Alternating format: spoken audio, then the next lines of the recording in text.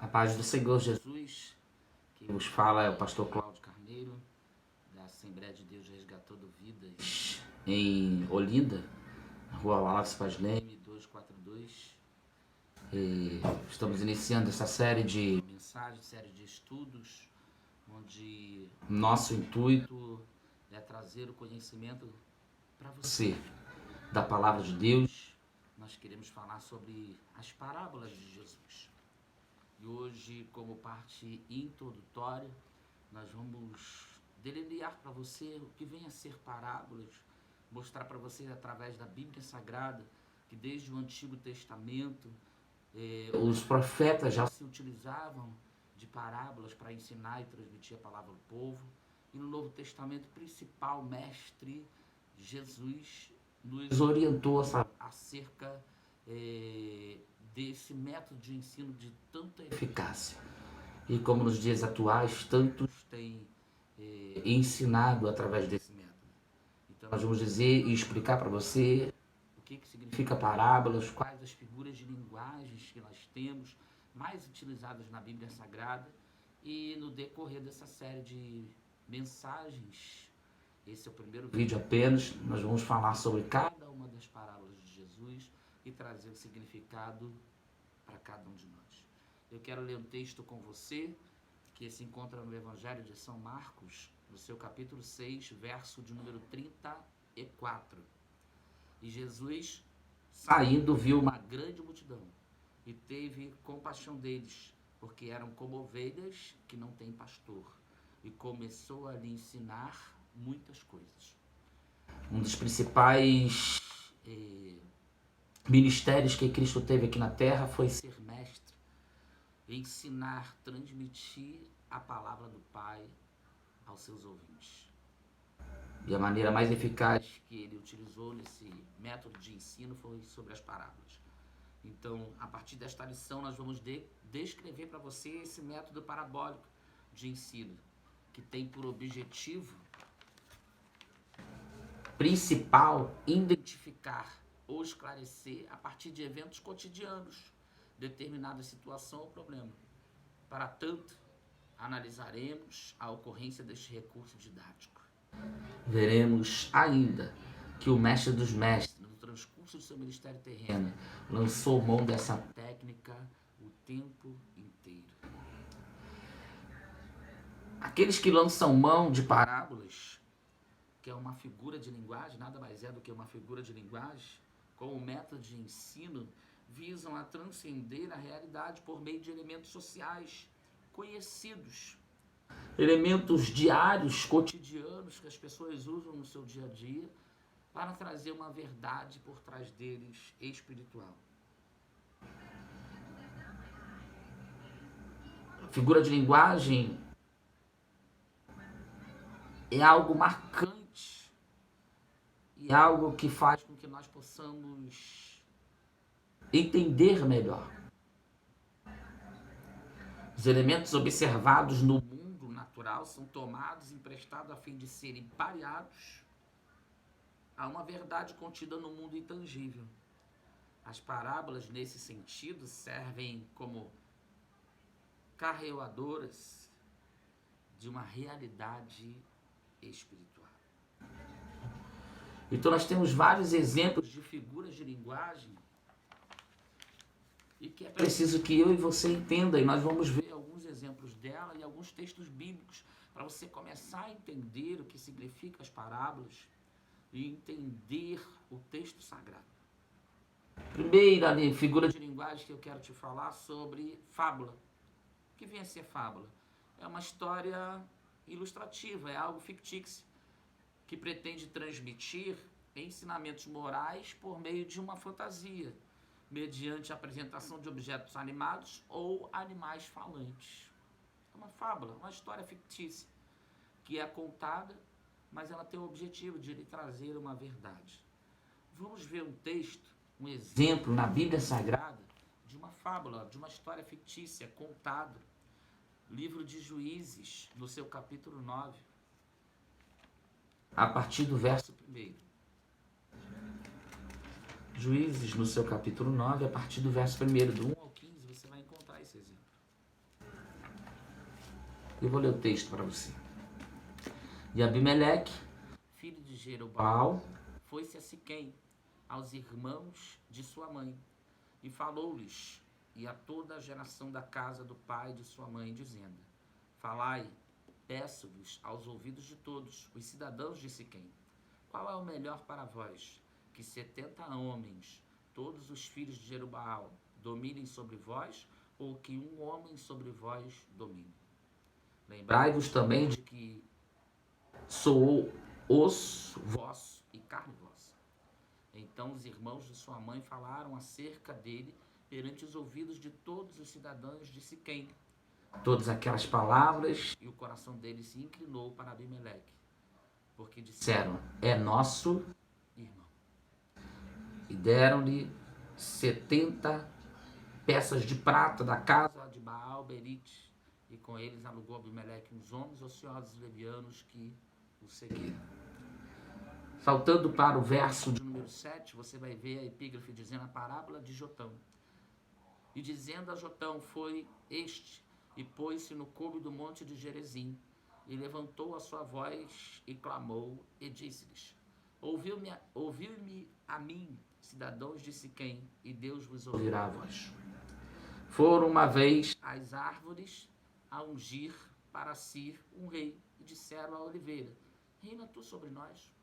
Porém a oliveira lhe disse: deixaria eu a minha gordura, que Deus e os homens em mim prezam, e iria alabutar sobre as árvores? Então disseram as árvores à figueira: vem tu e reina sobre nós.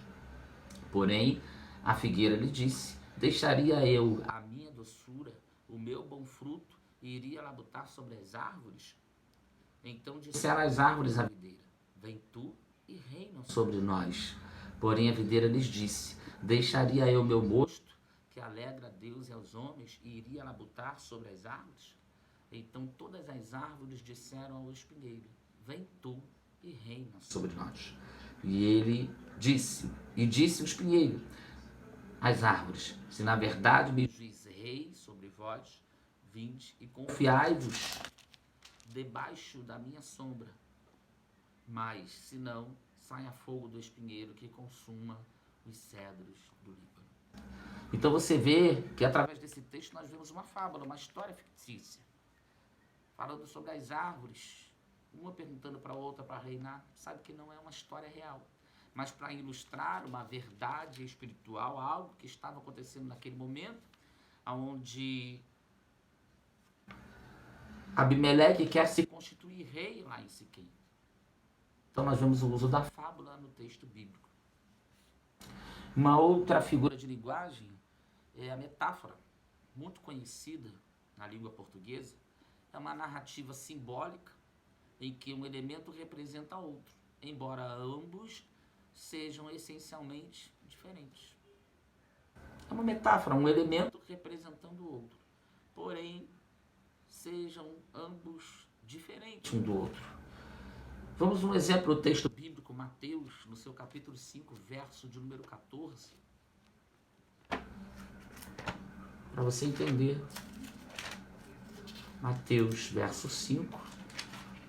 Capítulo 5, perdão, versículo de número 14. O texto bíblico vai dizer: vós sois a luz do mundo.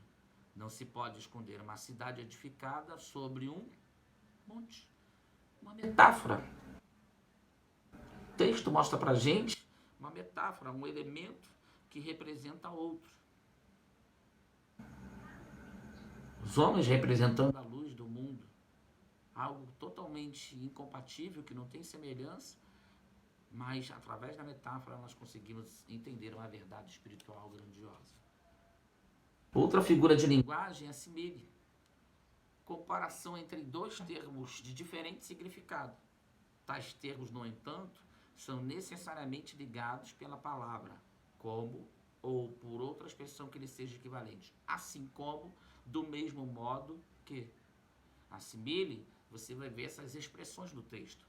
Assim como ou do mesmo modo que.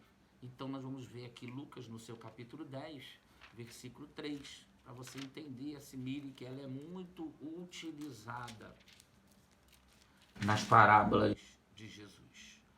Lucas 10, no versículo 3. Ide, eis que vos mando como cordeiros no meio do lobos. Então você vai ver muito nessa figura de linguagem assimile, essa expressão como, do mesmo modo que, assim como, e aí você vai identificar que é uma figura de linguagem assimile e você vai interpretá-la de forma correta. Outra figura de linguagem muito utilizada é a alegoria, que significa é uma descrição codificada que encontra interpretação em si mesmo. Nunca é apresentada em uma perspectiva futura. A alegoria nunca é apresentada numa perspectiva futura, mas é uma descrição codificada, tem algo misterioso diante dela.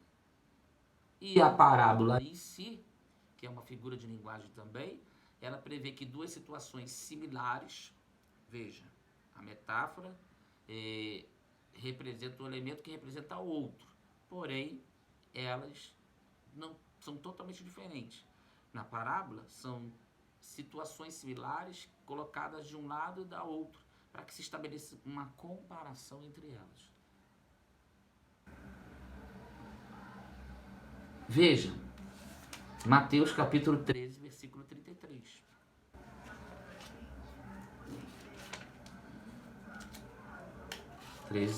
Versículo 33.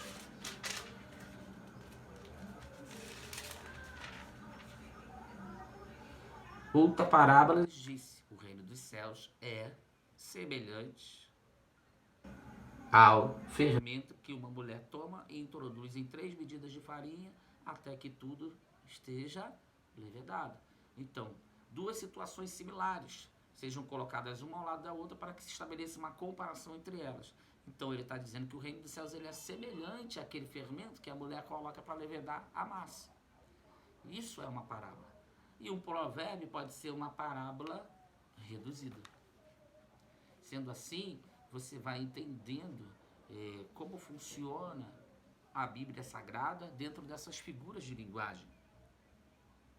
E nós vamos ver que o Novo Testamento ele é cheio de parábolas. E nós vamos ver tipo de parábolas neotestamentárias, ou seja, tipo de parábolas que estão no Novo Testamento. O primeiro tipo de parábola que está no Novo Testamento, que é fácil de você identificar. Declaração metafórica ou simile. Boa parte dos similes está relacionada às parábolas do reino. Elas começam com a expressão o reino dos céus é como? O reino dos céus é semelhante. Sempre que você vê essas declarações, é uma parábola simile, está fazendo uma comparação. Exemplo, Marcos no capítulo 4, versículo 26. 4:26 vai dizer o que para nós? E dizia, o reino do céu, o reino de Deus é assim, como se um homem lançasse semente à terra. Então, sempre que você vê essa expressão, parábolas a respeito do reino são parábolas metafóricas ou simile. Outro tipo de parábola encontrada no Novo Testamento é a história exemplificadora. Consiste em uma parábola que se concentra objetivamente em uma reação esperada do ouvinte. A história exemplificadora mais conhecida é a do bom samaritano. É uma história que tem como intenção captar algo dos ouvintes. Veja que a parábola do bom samaritano ela é contada e depois Jesus pergunta para aqueles homens qual deles era o mais próximo daquele que foi assaltado e foi deixado no meio do caminho. Então, há algumas parábolas, e essa é a principal dessa parábola, que é através de uma história exemplificadora, onde Jesus conta essa história e ele chega no final com a intenção de poder estar recebendo algo dos seus ouvintes, uma resposta dos seus ouvintes. E a parábola propriamente dita geralmente começa com as expressões certa pessoa. Jesus começa de forma muito realista, mas assim que o ouvinte identifica-se com o personagem principal, ele introduzia uma reviravolta incomum na sua narrativa. O objetivo de Jesus, ao propor a parábola da semeadura, por exemplo, não era ensinar técnicas agrícolas aos seus ouvintes ou aos seus discípulos. Embora ele acaba revelando alguns princípios da semeadura ou do plantio. O mestre pretendia sim ensinar ou ilustrar o recebimento da semente do evangelho em diversos tipos de corações. É importante nós começarmos a entender que as parábolas, todas elas têm dois sentidos. O primeiro é o sentido primário e o sentido secundário. São dois sentidos que a parábola vai ter. O sentido primário e o sentido secundário. E a gente vai começar a entender isso através da palavra de Deus. De modo geral, as parábolas vão proporcionar, vão nos trazer esses dois sentidos elementares, primário e secundário. O primário está relacionado à origem da preposição. O secundário, por sua vez, diz respeito à interpretação de que fazemos dela. Então, toda parábola ela tem sentido primário, que é a sua interpretação real ali naquele momento, e o secundário é a interpretação que nós fazemos a respeito dela. É a interpretação espiritual que nós vamos alcançar a partir do texto. E no decorrer dessas mensagens, desses estudos que nós vamos fazer, você vai ter a facilidade de compreender bem isso. Ao analisarmos as parábolas de Jesus, nós precisamos aprender que o sentido primário, a fim de não incorrermos em erros interpretativos, que é o que muitos têm cometido por aí. Vamos ver alguns exemplos a serem considerados durante essa análise que você vai fazer das parábolas. Primeiro, é preciso analisar a totalidade da proposição, ou seja, é preciso analisar a parábola como um todo. Uma parábola você não pode fazer interpretações de parte dela, você tem que analisar ela como um todo. É preciso extrair a ideia principal de toda a parábola. Qual foi o propósito principal de Jesus ter contado aquela parábola? É necessário estabelecer uma relação cuidadosa entre a parábola, as características dos ouvintes, de quem estão ouvindo, e o ambiente no qual ela foi proposta. Nós precisamos nos remeter a essas situações. Saber exato o momento em que eles estão recebendo esse ensino de Jesus, o local que eles estão, para quem Jesus está falando. E é necessário evitar dois extremos. Atribuir muita importância ou pouca importância. Esses dois extremos têm feito que muitas pessoas não compreendam verdadeiramente, com eficácia, o sentido das parábolas que Jesus deixou registrada para nós. Alguns dão muita importância para algum detalhe da parábola, e isso acaba incorrendo num grande erro, e outros dão pouca importância para algumas coisas que são importantes, que trazem uma profundidade para o nosso conhecimento. Então não cometa esses erros. Vou repetir para você ficar bem claro. Avalie bem a totalidade da proposição, toda a parábola contada. Extraia a ideia principal da parábola. Estabeleça uma relação cuidadosa entre a parábola, as características de quem está ouvindo e o ambiente na qual ela foi proposta. E evite ficar nos extremos de muita importância e pouca importância. Quais são as vantagens do método de ensino parabólico? E por que Jesus, quando se dedicou ao ensino, ele utilizou muito desse método? Dentre as muitas vantagens observadas através dessa técnica, eu quero mencionar algumas para vocês. Primeiro, ela vai ocultar a verdade de ouvintes desinteressados. Jesus, quando contava através de parábolas, ou transmitia através de parábolas seu ensino, ele queria ocultar a verdade de pessoas que não têm menor interesse.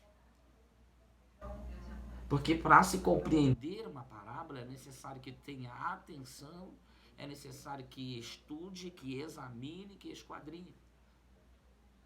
Então, conta-se uma parábola para ocultar, e Jesus fez muito isso, contava a parábola, ocultava aos seus ouvintes e revelava a parábola para os seus discípulos em particular. Muitas das vezes nós encontramos discípulos perguntando a Jesus o significado da parábola. E a parábola também tem uma grande vantagem, ela vai despertar o interesse de quem está ouvindo e ela vai aprisionar de forma positiva. Através da parábola sendo contada, ela traz uma expectativa, ela gera uma expectativa, ela prende a nossa atenção e ela faz com que nós estejamos ali. Então, é uma maneira eficaz. E uma das principais coisas que uma parábola ela tem como benefício é que ela vai promover o nosso exercício da mente, do raciocínio. Ela faz com que você utilize a mente. Ela utiliza esse método, ele ativa a sua mente, o seu raciocínio.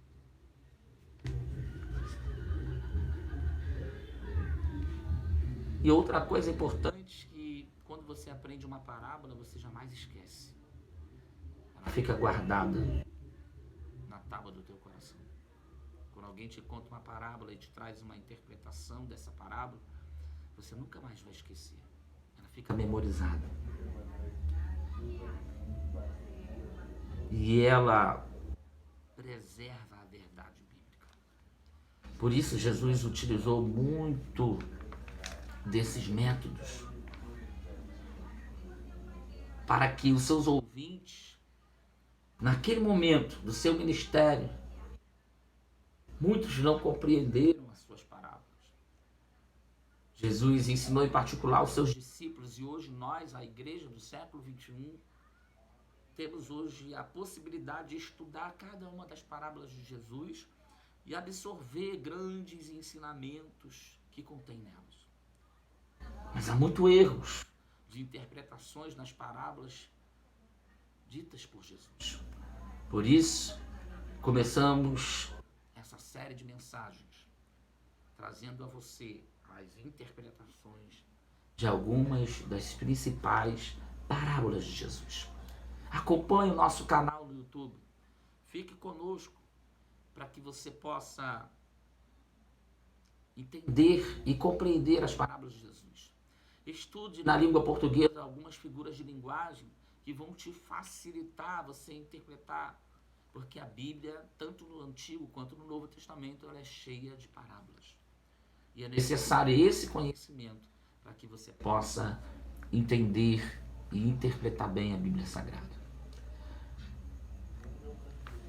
As histórias de Jesus eram como presentes embrulhados. O pacote com a história poderia ser atrativo ou não. De todo modo, se o presente não fosse aberto, não saberia o que tinha dentro. Imagine você recebendo um presente. Você não sabe se é um presente bom ou não se você não abri-lo. Então, é um exemplo simples de como é uma parábola. Ela é um presente de Deus para nós. Mas se você não abrir, se você não procurar entender o que Jesus quis passar, qual é o ensinamento espiritual por trás daquilo ali, você não consegue saborear o presente. Você tem o presente em suas mãos, porém você não abre. Muitos estão assim ainda. As parábolas de Cristo estão aqui, mas muitos não abrem, não estudam, não procuram compreender e entender. Mas para você que está interessado em entender e compreender a palavra de Deus, fique ligado no nosso canal. Nós vamos começar uma série de mensagens explicando várias parábolas de Cristo, ajudando a você a compreender esses textos valiosíssimos que vão trazer riquezas espirituais maravilhosas para nós. Quando nós descobrimos a essência das parábolas, nós vamos ver que são lições valiosíssimas para nós. O testemunho de milhões de vidas transformadas por mais de 2.000 anos é a prova disso. Quando esclarecidas as histórias de Jesus, elas vão trazer inúmeras e poderosas aplicações. Elas vão trazer enriquecimento espiritual. Elas vão trazer o alimento espiritual necessário para mim e para a tua vida. É tempo de debruçarmos na Bíblia Sagrada. É tempo de estudar a palavra. É tempo de termos uma vida de oração diante da presença do Senhor. Eu vou ficar por aqui. Nessa palavra introdutória. Não se esqueça, estude, pesquise na língua portuguesa. Figuras de linguagem, fábula, metáfora, simile, alegoria. Procure estudar. Porque você vai enriquecer. No nosso próximo vídeo nós vamos falar sobre as 3 parábolas mais pregadas e mais conhecidas do Evangelho. Uma ovelha, uma dracma e um filho. As parábolas mais mencionadas. E você vai estudar comigo. E vai receber e aprender junto comigo através desta parábola. Fique ligado no nosso canal. Você, família Resgatando Vida, fiquem ligados na expectativa e já estudem o texto. Uma ovelha, uma dracma e um filho. Com certeza você sabe que está no Evangelho de São Lucas, no seu capítulo 15, do 1 ao 32. Uma ovelha, uma dracma, um filho. Vamos ver e estudar o verdadeiro significado desta parábola. Você vai descobrir que já ouviu muitas histórias falsas, muitas interpretações errôneas dessas parábolas. E você vai aprender junto comigo e vai abrir esse presente dado por Jesus através dessas parábolas e ter uma compreensão desse texto. Que Deus continue abençoando a sua vida, revelando sobre ti a sua graça, a sua vontade. Que o Espírito Santo de Deus ilumine a tua mente, para que eu e você sejamos mais do que vencedores em Cristo Jesus. Seja feliz, seja abençoado para a glória de Deus. Deus abençoe a sua vida, Deus abençoe a sua casa, Deus abençoe a sua família. E Ebenezer, até aqui nos ajudou o Senhor.